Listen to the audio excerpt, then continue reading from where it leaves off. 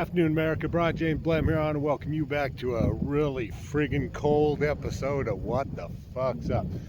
Just out here, beautiful place, probably about 35, 40 miles northeast of Fairbanks, Alaska. Out here to do some night photography. I just want to bring you another episode. I want to talk about why we need to look at our Congress and why we need to stop this flow of money that is going to non-governmental organizations. And so this is the way it sort of works, folks.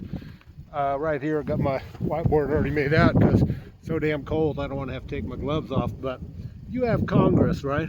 Congress, they get to do things like community outreach and bill it to the taxpayers, right? Like AOC, Ocasio-Cortez, whatever her name is. You know, she's been having restaurant parties and all of this other stuff that you, the American taxpayer, are paying for because members of Congress have that as a perk. That's one reason it is so difficult to beat incumbency, right? Why is it we can't seem to get rid of a lot of these people who have been there forever? Nancy Pelosi, Mitch McConnell, until they decide it's time to either die or retire, right? It's their seat for life. And so here's part of the problem, folks. Congress allocates funds, creates programs for the executive branch to run and monies to spend, right? A lot of these programs Congress creates, Congress has gotten in the habit of passing these bills that are like, 500 billion pages long. They don't read the damn things, right? And so they just send money to the executive branch and say something generally like, oh, do X with it. Okay, so the executive branch of government, right? This is what's been happening. USAID is just part of the problem, folks. And I didn't write that very good, but Congress sends money, USAID then diverts a whole lot of it to these non-governmental organizations, right? These NGOs then use a substantial amount of money to get elected members of Congress who are going to keep this cycle going, right?